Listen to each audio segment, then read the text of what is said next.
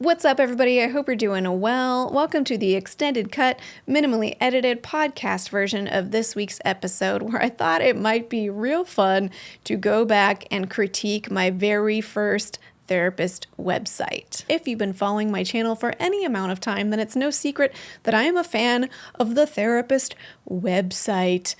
It is so effective at delivering information about who we are, what is it that we do, who we serve, and building trust. And it can also be effective in getting people to find us via SEO. We're not going to trail off on SEO for today, but I thought for today's purposes, it might be kind of fun to take a walk down memory lane and look at my very first therapist website. Every therapist has to go through the experience of making their very first website, and everyone goes through that kind of awkward phase as they do it, unless you were like a website designer in a previous life, or if you have a website designer, do it for you or something like that. When I was making my first website, I did not have the luxury of being able to afford a website designer, so I DIY'd the heck out of that thing, and I thought it might be nice to share it with you. One, to just validate the experience of like making your very first website as a therapist. It is a whole thing. I won't lie. I remember feeling so overwhelmed by it, but also I wanted to make some critiques and kind of show you what I would change now, knowing what I know now, what sorts of tweaks I would make to the website to improve it, to make it more effective in building trust with clients, communicating clearly what it is that I do and who I serve, or even just changes regarding SEO to make it more successful in showing up in search results. Now, for the video version of this episode, I will be showing screen recordings of my website as I go through, and certainly if you're helped by the visuals to go along with the audio, I encourage you to check out the video format of this episode, which you can find on Spotify or on YouTube. It releases to YouTube just a couple of days after my initial shorter official YouTube video comes out, so you can follow along there. But I will also do my best verbally to explain to you what I'm looking at so that it doesn't feel like, you don't know what I'm talking about if you don't have the visual in front of you. Now, I have not looked at this website in many, many, many years. In fact, I didn't even know that I could still pull it up if I logged into Wix, which is the platform I originally used for this first website. I later made a WordPress website and then finally landed on a Squarespace website. That's not what this episode's about, but here we go. I can log into Wix and find my now, deactivated very first website. I first started this website in 2016. That means that I went through 4 years of private practice with no website, which I do not recommend. When I started private practice in 2012 and continuing through 2016, my online presence consisted of having a bio page via my group practices website. And I also had a Psychology Today profile, but my primary methods of marketing my practice were from, offline methods. I think I've only mentioned this like once or twice before, so I'll mention it here again. I personally believe from an SEO standpoint, the typical group practice model of just having like small bio pages for each of your therapists is like a very missed SEO opportunity. If it's an independent group practice like I worked in, then highly recommend you get your own personal web page as an individual therapist, and then just have the group practice website linked to your domain, because that's going to help you from an SEO perspective so much. And if you ever leave that group practice, you can keep your website and all that SEO that you've built up as well. But even for an employer model group practice where all the therapists working there are, W-2 employees, I think there's a really missed opportunity in how those bio pages are done. I think it'd be really great if there were like entire sections of the website for each of the individual therapists. You're going to get a lot more traffic to your group practice site in general. And then also clients are going to get better matched to the ideal therapist as well. Like everyone wins, basically. We're not going to trail off on that for today, but basically when I started in private practice, I just had a very short bio, maybe 3 paragraphs or something on my independent group practices website. And then when I branched out and started to exit the independent group practice and starting my own completely on my own practice in a new city, I decided it was time to make a website, and I slapped this thing together in 2016. And that remained my website through 2018 when I migrated over to WordPress and created a new website from scratch. Maybe another day I'll critique that WordPress website, but for today, I'm going to take a look at this very first website. I'm sure I'll have lots of critiques, but also it feels so important to preface by saying that even this website that I completely DIY'd and I knew nothing about marketing or SEO or anything else, like it was very effective for me. It filled my practice. And so I wanted to put that out there to say, well, I'm going to have all kinds of critiques, I'm sure. As I look at this, I might even cringe at some parts of it of like, oh no, that's not correct. But it worked. So even like just a bit of effort when it comes to your therapist website can make a huge difference. All right, so I logged into my Wix dashboard. This episode is not about why I switched platforms 3 different times for my therapist website. Maybe a different day I'll talk about that. But the very first platform I chose was Wix, and I ended up leaving Wix because at least at the time, it was missing some SEO functionalities that I was looking for once I started learning about SEO in 2017 and beyond. But here we are. We're going to dive into what remains of my original therapist website, which we are able to kind of see via a preview here. All right. So here we are. First of all, here's 2016 Marie. She's looking real young right there. 2 babies in 8 years. It'll do something to you. Anyway, this was my original website in 2016, and I don't think I changed much. If anything, between 2016 and 2018, I could be totally making that up because I just genuinely don't remember. But this was my website at the very least as of 2018 when I crossed over to a different platform. Just off the bat, applying the 5-second rule, which is, can I tell within the first 5 seconds of arriving on this homepage what this website is about? I check some boxes, but I also missed some boxes. Here we can see the name of my business is right at the top, Life Christian Counseling, which the name itself definitely conveys something about what type of website we're on and a little bit even about what it's about, not just that it's a counseling website, but there's this Christian aspect involved. You can start to see the beginning of a picture of my face. Okay, now let's talk about some of the things that I'm kind of missing the mark on when it comes to the 5-second rule.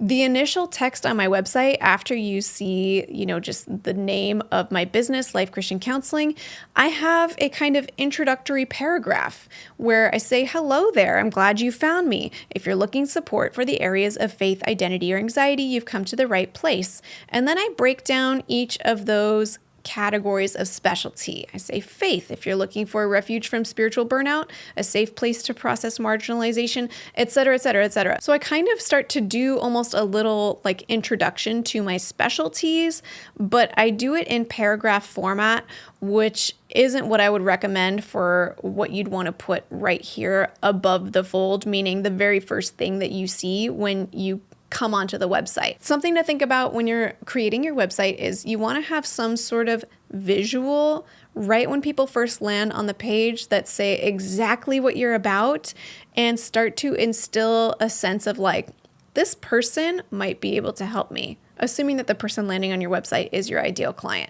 And here I just have a bunch of text. Like you have to read the text to get a picture, and I'd want it to be maybe just like a brief sentence naming what it is that I focus on rather than this like chunk of text. Another thing I'm noticing is that even though like the colors I still find kind of pleasing, I have these kind of warm yellows in the background. It's like a little, I don't know what's in the back. What is that background? It's like a field of wheat.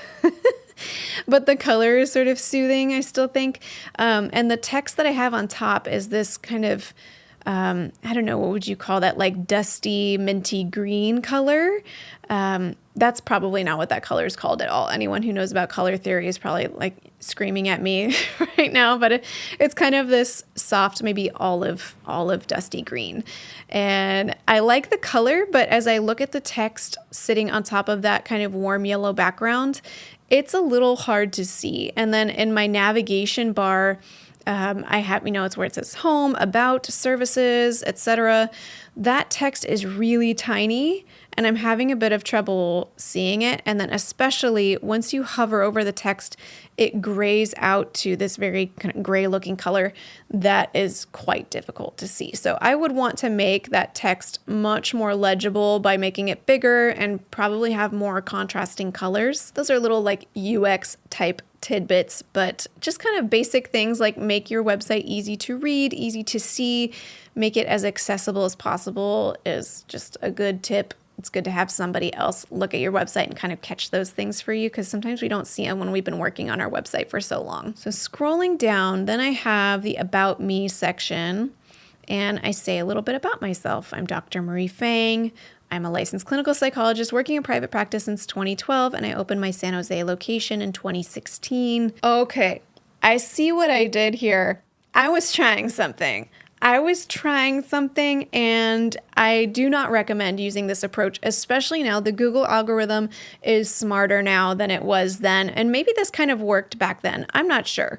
But right after I say this thing about, I've been working in private practice since 2012, opened my San Jose location in 2016, I go on to say, I offer counseling services in San Jose and the greater South Bay from an identity-focused framework. And then I go on, in particular, my primary therapy specialties focus on faith, race, culture, sexuality, developing a sense of self, and it goes on. So I did a little bit of keyword stuffing here in this first sentence, which if you don't know what keyword stuffing is, basically there were certain terms that I wanted my website to show up for in the Google algorithm. So I want people who are looking for a therapist, say in San Jose, to find my website, or a therapist in the South Bay. If they're typing something like that into the Google search query, I want my website to show up. So I started using words like San Jose and South Bay in this section.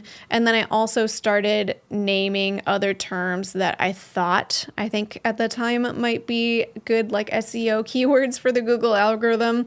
I don't know whether that was true or not. I certainly did not do any keyword research when I first made this website. I think if I had just deleted this section where I talk about my location and I just dove into like, hey, my primary specialties focus on this, and this, and broke that down a little bit more by infusing some of my own story into it or my own passion around it, that would have been quite useful. Something I did do correctly is each of these specialty terms is a hyperlink and takes us to a new part of the website. So if I say here, my primary therapy specialties focus on faith, if I click on faith, it's going to take me straight to my services page that's related to faith. So anything you can do to kind of link relevant parts of your website to each other like that is a win. It's not scammy. It helps people get to where they want to go. And the Google algorithm interprets that as like, this is more of a legit website. And then I say, click below to learn more about my story and areas of specialty, or click here to contact me for a free initial consultation or to set up an appointment. Okay, so I did some things right. I made it easy for people to figure out where to go if they wanted to contact me by clicking here, or they can read more about me.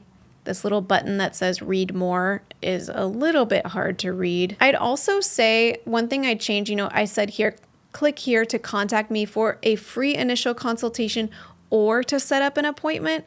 And that's a bit misleading because I do a free initial consultation with everyone, even if they wanted to go ahead and set up an appointment.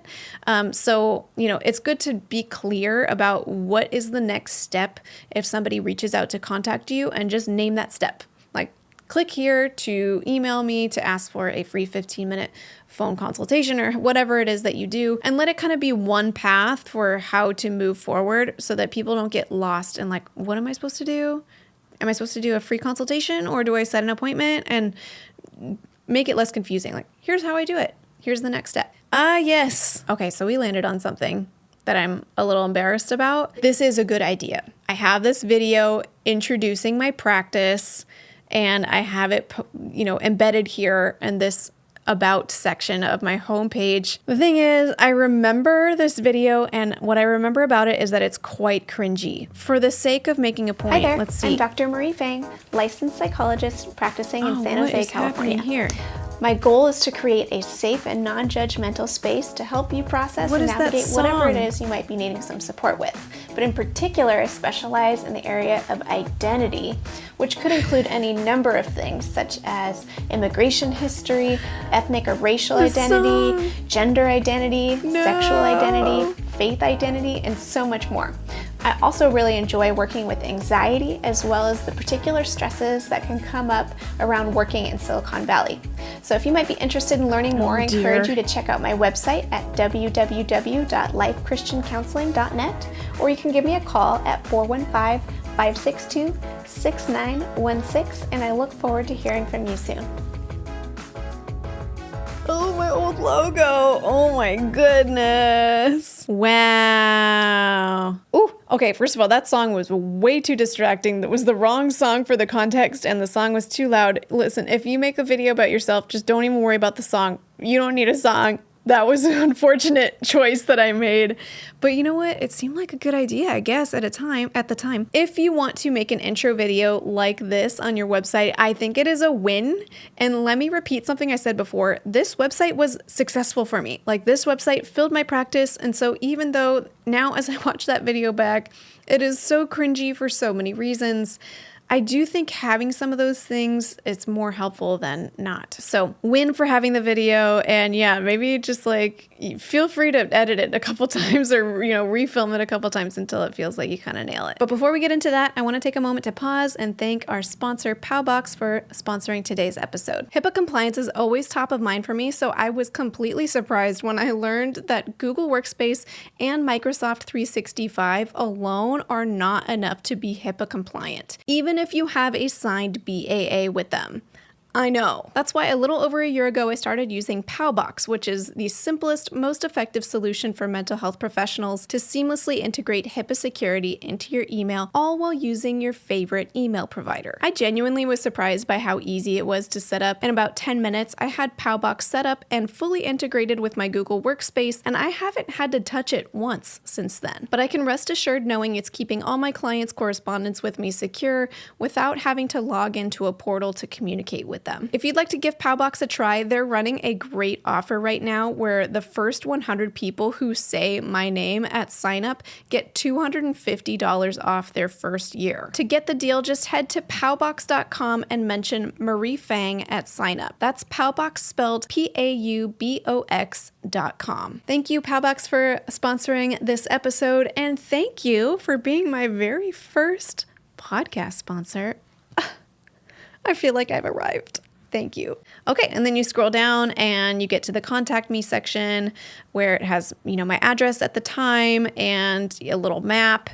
And here, I do think this makes sense. I did a little bit of keyword stuffing here as well. Right under the map, I said, my office is located near the San Jose Whole Foods, behind the Coleman Shopping Center, and not far from the San Jose Airport. I think that was a little bit of a stretch. I was trying to name some very specific local landmarks, which I think worked a little bit more in the Google algorithm back in 2016.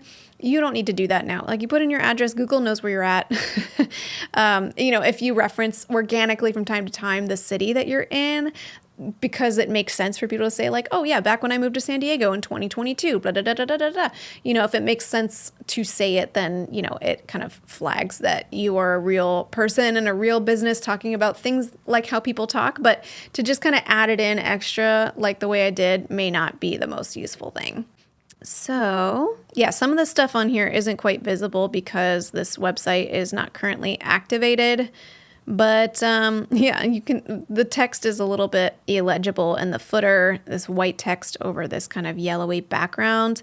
I think this was my attempt at keyword stuffing. It says copyright 2018 by Life Christian Counseling, Christian Therapy San Jose, located in San Jose, California. Like, Marie was really trying to get on those SEO skills. Oh yeah, and I did it again here in the footer. I said, offering a safe space for LGBTQ communities specializing in faith, gender, sexuality, identity, and anxiety. And also it says California psychologist. So, I mean, I kind of like threw in a lot of keywords in the bottom of my website and, just hoping that would help. Maybe it did. Maybe that worked in 2016. I wouldn't do it like that now. You want your keywords to just sort of organically show up where you would put them on your website. Like, yes, I am offering a safe space for LGBTQ communities.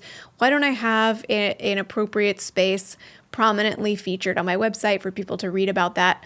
I don't need to like tuck it in extra in the footer or anything like that. Again, I'm being harsh because this is my own website. If you're doing this stuff on your website, don't even worry about it.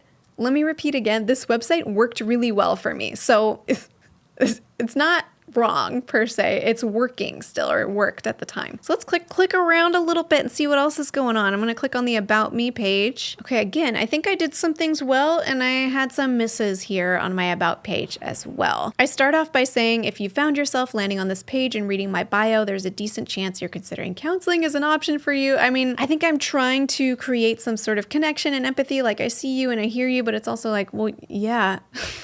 I'm looking for a therapist and I want to learn about you on your About page.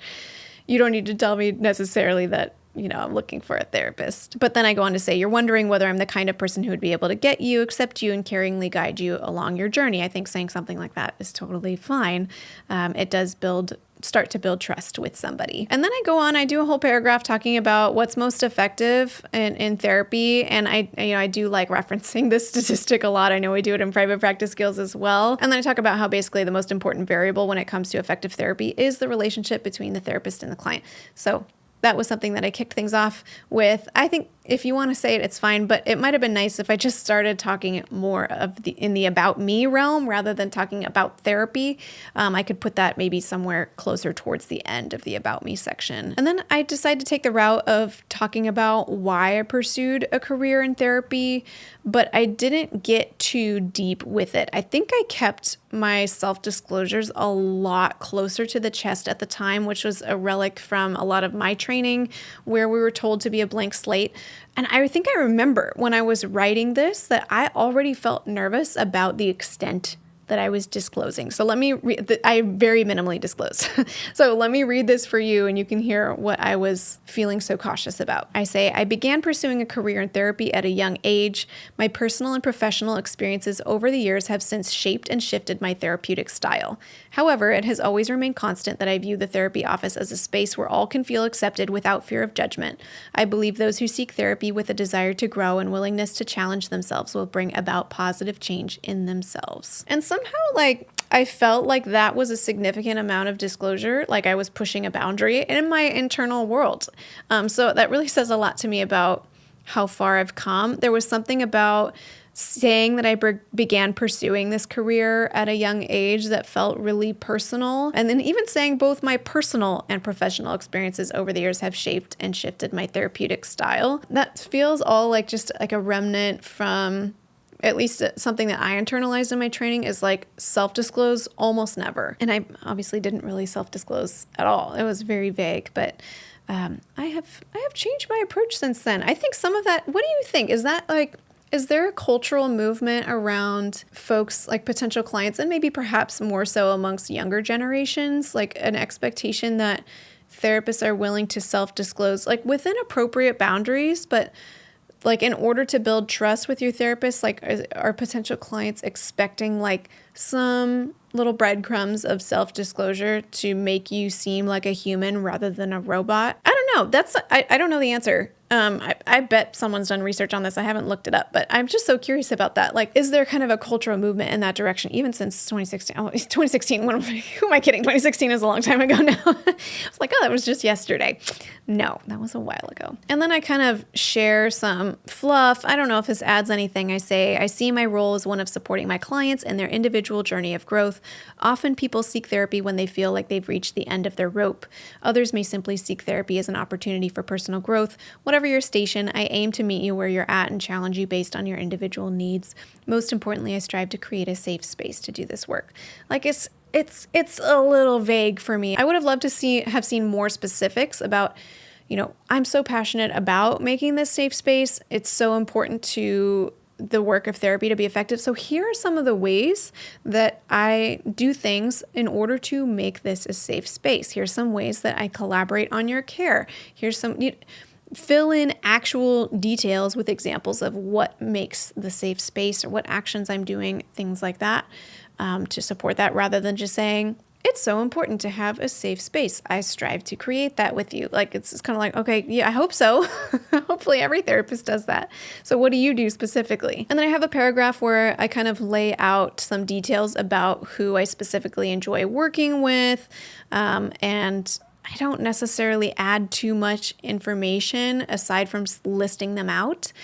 So I think it could be really useful in the About Me section in particular to create some personal tie to, like, I'm really passionate about working with folks who are going through immigration and saying, why is this a passion of mine? And I felt like I had to keep that close to the chest. My interests have changed since the time of this website, but one of my interests then was working with folks who were first 1.5 or second generation immigrants, partly because I am a second generation immigrant. I'm married to a 1.5 generation immigrant. And so this experience of like, I don't really fit in here, but I don't really fit in there is so central to my own identity formation that was why I was so passionate about that experience. And I married somebody who's of a different racial background than me too. So the idea of like interracial relationships, cross-cultural relationships, etc., identity development of folks who are more than one race, like just all of that is really passionate because my personal story is so infused with that passion. And I didn't have to say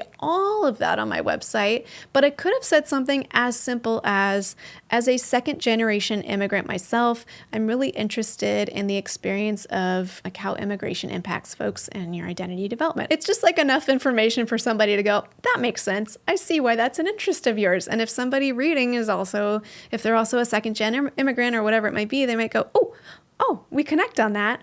And it's not so personal that like, oh, now they know all my like deep, dark secrets, And then again, I have the call to action. Please feel free to contact me and schedule a free phone consultation so we can get to know each other a bit before scheduling a meeting. Oh, that was a much better call to action. Like, we're going to do a free phone consultation. We can get to know each other better before deciding to schedule an appointment. Like, that's exactly how I do it. And I said it clearly. And again, we have a picture of 2016 Marie. What a baby. Back when I still had dimples. Does anyone else have their dimples go away as your skin starts, stretching out? Just not related to the topic at hand, but that was something I only just noticed as I looked at pictures of me when I was younger, where it's like, oh yeah, where did my dimples go? I think they're still in there. I mean, I feel them, but I think they just kind of have joined with the smile lines on my face. Listen, I'm a person. I think about these things. Oh no. Okay. So at least my About Me page has the clinical experience pushed to the bottom of the page, but I gave some pretty prominent focus to places that I had worked at before. So I actually list out every place I've ever worked as a therapist, which, mind you, in 2016, I mean, I had only been a therapist I started grad school 8 years prior to that. I skipped my very first practicum placement, I guess. But I mean, these are all my practicum placements and then my internships, and my postdocs, which is all of my therapy experiences outside of private practice. So I feel like it's only relevant to list out places you've worked if you're in some like very specific line of work. Like, let's say you specialize in working with folks who have a history of being in jail or prison. And maybe let's say you worked in some sort of prison setting in the past, like that feels worth noting. Like that's a noteworthy place to have worked given the population you work with. My list of places I worked has nothing to do with my specialties at all. That's just a list of places where I got my training. Grateful for them, but like this is not going to help a potential client go like, oh, she worked with special education. Maybe she's the therapist for me because I want to talk about identity stuff. Like it's just the places that I worked prior don't have any special significance to my specialties. So it's just where I got my training. And then I go on even further. Below that, I have a section of academic training and I list out, oh my goodness, yes, I list out my doctorate and my dissertation and my bachelor's degree. And I'm proud of my degrees. I'm proud of my dissertation, But I'm looking at this now, and to me, it just reads like insecure young therapist feels like she needs to really, really show that she's definitely a therapist and definitely has the credentials to help you. And so let's make more than half of my About Me page be about all of my credentials and my history of where I've worked. And that's so not necessary. If you want to have a little blurb on the end of your About page with just enough information to show that you are properly credentialed, or if, like I said, you have a certain kind of specialty where a prior workplace would feel quite relevant to that specialty, feel free to mention it. You don't need to write out a paragraph for each of them like I did. All right, let's click around a little bit more and see what we find. I do have, yes, Chef's Kiss, the services page with the drop-down menu. I know, I basically tell everybody to do it this way. I don't know why I named it as services/resources. Maybe I have resources on each of those pages. I'm not sure why I did it that way, but okay. I have services pages and a drop-down menu. And in the drop-down, it's anxiety, faith, gender, sexuality, race, ethnicity, and culture. So there's 5 race, ethnicity, and culture is listed as one item. There's 5 things. That's too many. Do I have a service page for each of them? Oh, I made a services page for each of those. Okay. So that's a bit much. I mean, especially since I think identity, I could have structured it differently, but there they all are. And if you click on the services page of, let's say, anxiety, then it takes you to a very brief summary of that focus. So I have a header that says anxiety services. I think that was my attempt at putting some keywords in for SEO. I don't know why it says services. Just therapy for anxiety. I could have said something a little bit different. And I have one paragraph where I share a little bit about my interest. So there I just like dabbled the teeniest bit self-disclosure, where I say problem anxiety was the primary impetus that drove me to pursue becoming a therapist before I even ever started on this path, and it remains a bedrock of the work that I do. Spoiler alert, I've since changed my specialty, and anxiety is not something I focus on right now, but this was my primary specialty at that time. I go on to talk about what anxiety is like a little bit, and then I have a list of bullet points of categories of anxiety that I focus on. So I say, here are a few presentations of anxiety that I specialize in: panic disorder and panic attacks, religious anxiety, religious OCD, aka scrupulosity, generalized anxiety disorder or constant worry, social anxiety and fear of public speaking, dating anxiety, managing stress, workplace stress, Silicon Valley stress. And then I have a call to action about contacting me. Oh, again, see, I did it differently. My call to action, I just put my phone number versus, I should have had the same contact me button that I had on all the other pages.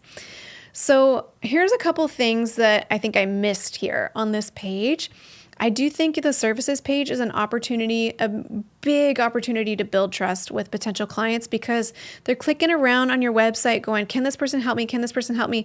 Let's say I'm dealing with anxiety. I find that there's an anxiety page and I click on it. And that's that moment where you have this opportunity to sort of create an exhale for a potential client to say, oh, good, this person gets the kind of anxiety that I'm dealing with.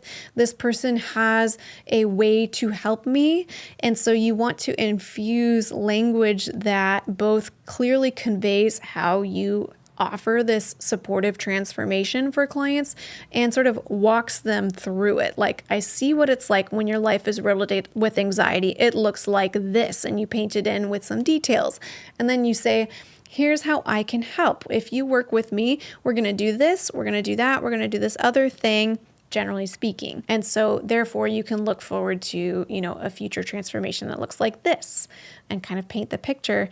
And if you have kind of subspecialties within the specialty, like I did with anxiety, you can have a dedicated section on this page for each of those things, but I would not have a list of, 1, 2, 3, 4, 5, 6. I have a list of 6 things, and even in that list, I have like slashes and ands. It's probably more like 8 or 9 or something. So it's way too long of a list. And even if all of those things are things that I focus on, you might just want to highlight a few primary places that you focus on. Like I probably would have done panic attacks, and then religious anxiety, and then maybe a section for one of the other types of anxiety. And then in that section, kind of break it down in details, like this is how this particular type of anxiety shows up. Religious anxiety, also known as scrupulosity, is something that I had a very specific focus on, and also is hard to find a therapist for that focuses on that specifically. So that would have been a great opportunity for me to talk about how religious anxiety, religious OCD shows up in sort of unique ways, kind of the unique problems that somebody experiencing religious OCD goes through, and even the unique problems a OCD therapist goes through in trying to treat this particular presentation of OCD. So that would have been really helpful for me to break that down. And here it's just a bullet point on a list. So it was a missed opportunity. All right. And then maybe we'll just click to the blog. Let's see if that blog is still up. Oh, it is still up. Okay. Something Marie did right. I'm so grateful for this because I think this was such a key piece of my learning as far as having an online presence was making a blog. I made a blog. Were the blog posts good? I don't know, but I sure blogged. I sure did. I had all those empty spots in my calendar and I just blogged away. I blogged away. If I had an empty spot in my calendar, I started writing. And that was before I had kids. And that was before, a bunch of stuff. So, if you're in that like trying to get your business off the ground phase and you have open slots in your calendar, use that time to market your practice. And for me, blogging was really what it was for me. So if you can blog, it's a win. I didn't use any sort of SEO strategy. I didn't know how to use any SEO strategy when it came to blogging. I just wrote blogs. And there were so many times where I had clients come through where they said, oh, I was clicking around and I was looking at a few different therapists. And then I saw that you had this blog post on this, like, I don't know, here's one. If I don't fit in at church, can I still be a Christian? And I read it and I felt like you were talking about my situation exactly. And I really liked the way that you spoke about it. And that's when I knew that I wanted you to be my therapist. Like I've heard that story so many times. So it's really invaluable to have a blog, even if you don't know anything about SEO. Whew, well, this was quite the walk down memory lane. That was an experience for me. I haven't looked at that website in many years, maybe since 2018. I think for me, I'm having more reactions of like remembering what phase of life I was in as a person, not so much professionally, just in 2016, 2017, 2018, what I was blogging about. And so much of it is showing like the direction I was headed as I was looking at some of the blog titles of like, I think I'm going to shift my specialties a little bit. And I did, which I'm so glad I did. So it's like a little time capsule from this time in my journey.